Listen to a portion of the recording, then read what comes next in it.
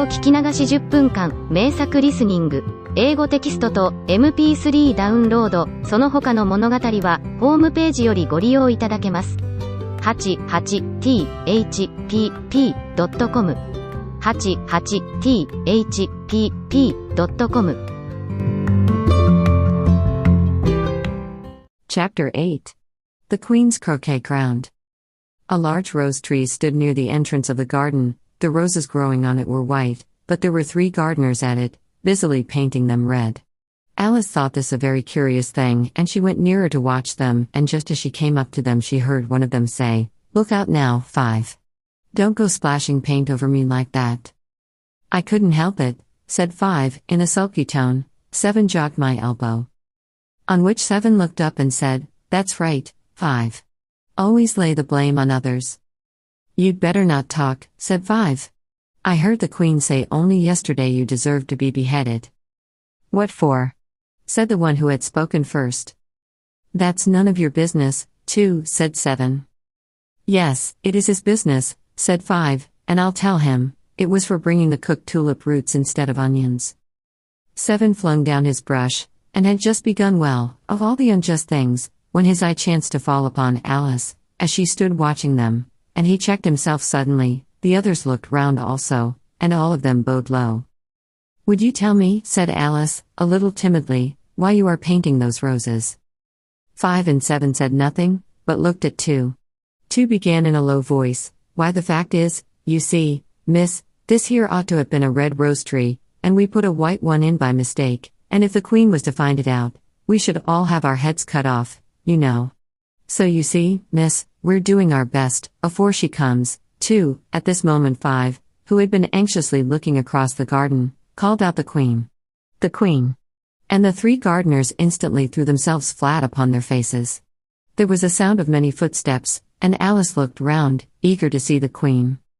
First came 10 soldiers carrying clubs. These were all shaped like the 3 gardeners, oblong and flat, with their hands and feet at the corners. Next the 10 courtiers. These were ornamented all over with diamonds, and walked 2 and 2, as the soldiers did. After these came the royal children. There were 10 of them, and the little dears came jumping merrily along hand in hand, in couples. They were all ornamented with hearts. Next came the guests, mostly kings and queens, and among them Alice recognized the white rabbit. It was talking in a hurried, nervous manner, smiling at everything that was said, and went by without noticing her. Then followed the knave of hearts, carrying the king's crown on a crimson velvet cushion, and, last of all this grand procession, came the king and queen of hearts. Alice was rather doubtful whether she ought not to lie down on her face like the 3 gardeners, but she could not remember ever having heard of such a rule at processions, and besides, what would be the use of a procession, thought she, if people had all to lie down upon their faces, so that they couldn't see it. So she stood still where she was, and waited. When the procession came opposite to Alice, they all stopped and looked at her, and the Queen said severely, "Who is this?" She said it to the knave of hearts, who only bowed and smiled in reply. "Idiot," said the Queen, tossing her head impatiently, and, turning to Alice, she went on, "What's your name, child?" "My name is Alice, so please your Majesty," said Alice very politely, but she added, to herself, "Why, they're only a pack of cards, after all. I needn't be afraid of them." "And who are these?" said the Queen, pointing to the 3 gardeners who were lying round the rose tree. For, you see, as they were lying on their faces, and the pattern on their backs was the same as the rest of the pack, she could not tell whether they were gardeners, or soldiers, or courtiers, or 3 of her own children. "How should I know?" said Alice, surprised at her own courage. "It's no business of mine." The Queen turned crimson with fury, and, after glaring at her for a moment like a wild beast, screamed off with her head. "Off." "Nonsense," said Alice, very loudly and decidedly, and the Queen was silent. The King laid his hand upon her arm, and timidly said, "Consider, my dear, she is only a child." The Queen turned angrily away from him, and said to the knave, "Turn them over." The knave did so, very carefully, with 1 foot. "Get up," said the Queen, in a shrill, loud voice, and the 3 gardeners instantly jumped up, and began bowing to the King, the Queen, the royal children, and everybody else. "Leave off that!" screamed the Queen. "You make me giddy." And then, turning to the rose tree, she went on, "What have you been doing here?" "May it please your majesty," said Tu, in a very humble tone, going down on one knee as he spoke, "we were trying." "I see," said the queen, who had meanwhile been examining the roses. "Off with their heads." And the procession moved on, 3 of the soldiers remaining behind to execute the unfortunate gardeners, who ran to Alice for protection. "You shan't be beheaded," said Alice, and she put them into a large flower pot that stood near. The 3 soldiers wandered about for a minute or two, looking for them, and then quietly marched off after the others. "Are their heads off?" shouted the queen. "Their heads are gone, if it please your majesty," the soldiers shouted in reply. "That's right," shouted the queen. "Can you play croquet?" The soldiers were silent, and looked at Alice, as the question was evidently meant for her. "Yes," shouted Alice. "Come on, then," roared the queen, and Alice joined the procession, wondering very much what would happen next. It's a very fine day," said a timid voice at her side. She was walking by the white rabbit, who was peeping anxiously into her face. "Very," said Alice. "Where's the Duchess?" "Hush! Hush!" said the rabbit in a low, hurried tone. He looked anxiously over his shoulder as he spoke, and then raised himself upon tiptoe, put his mouth close to her ear and whispered, "She's under sentence of execution." "What for?" said Alice. "Did you say what a pity?" the rabbit asked. "No, I didn't," said Alice. "I don't think it's at all a pity." "I said what for?" "She boxed the queen's ears," the rabbit began. Alice gave a little scream of laughter. "Oh, hush!" the rabbit whispered in a frightened tone. "The queen will hear you. You see, she came rather late," and the queen said.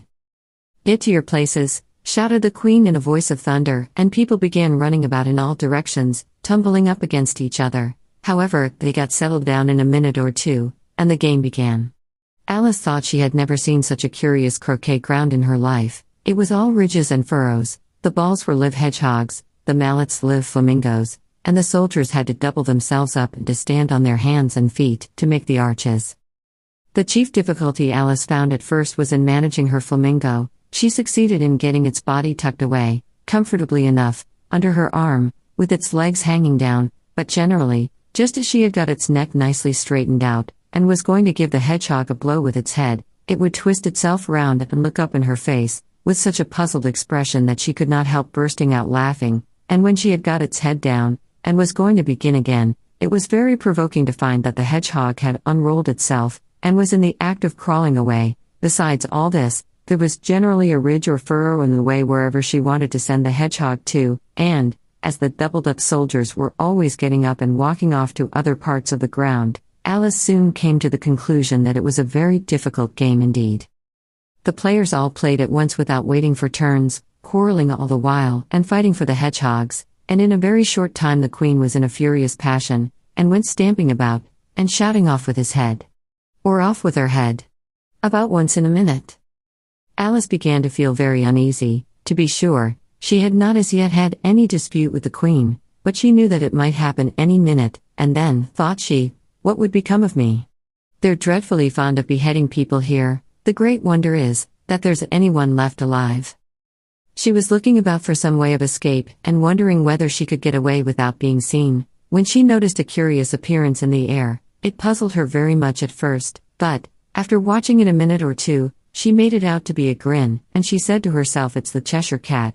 Now I shall have somebody to talk to." "How are you getting on?" said the cat, as soon as there was mouth enough for it to speak with. Alice waited till the eyes appeared, and then nodded. "It's no use speaking to it," she thought, "till its ears have come, or at least one of them." In another minute the whole head appeared, and then Alice put down her flamingo, and began an account of the game, feeling very glad she had someone to listen to her. The cat seemed to think that there was enough of it now in sight, and no more of it appeared.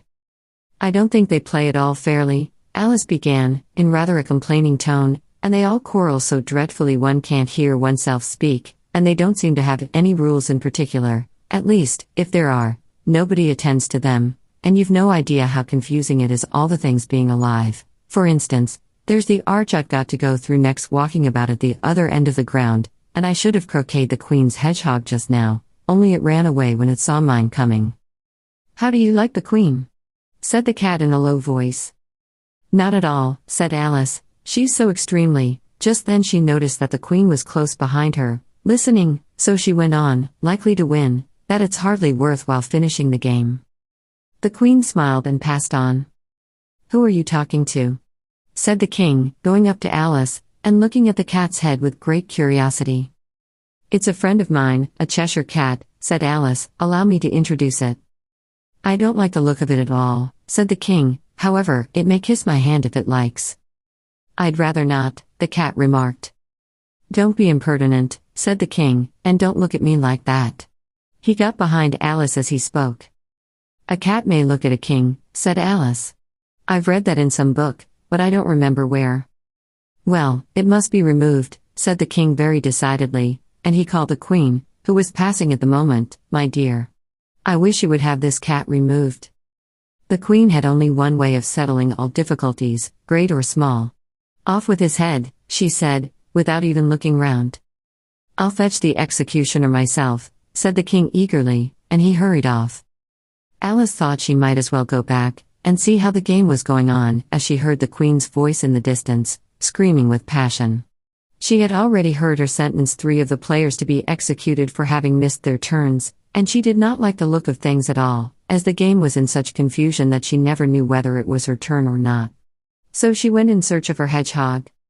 The hedgehog was engaged in a fight with another hedgehog, which seemed to Alice an excellent opportunity for croqueting one of them with the other. The only difficulty was that her flamingo was gone across to the other side of the garden, where Alice could see it trying in a helpless sort of way to fly up into a tree.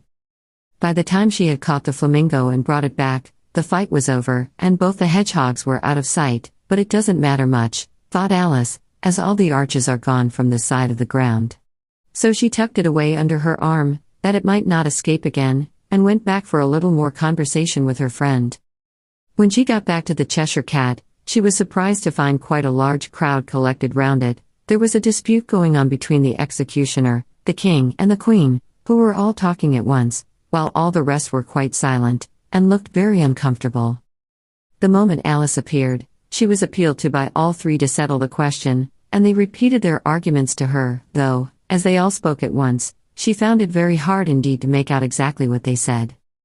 The executioner's argument was that you couldn't cut off a head unless there was a body to cut it off from, that he had never had to do such a thing before, and he wasn't going to begin at his time of life.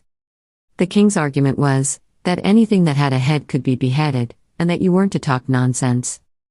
The queen's argument was that if something wasn't done about it in less than no time she'd have everybody executed, all round. It was this last remark that had made the whole party look so grave and anxious. Alice could think of nothing else to say but it belongs to the Duchess, you'd better ask her about it. She's in prison, the queen said to the executioner, fetch her here. And the executioner went off like an arrow.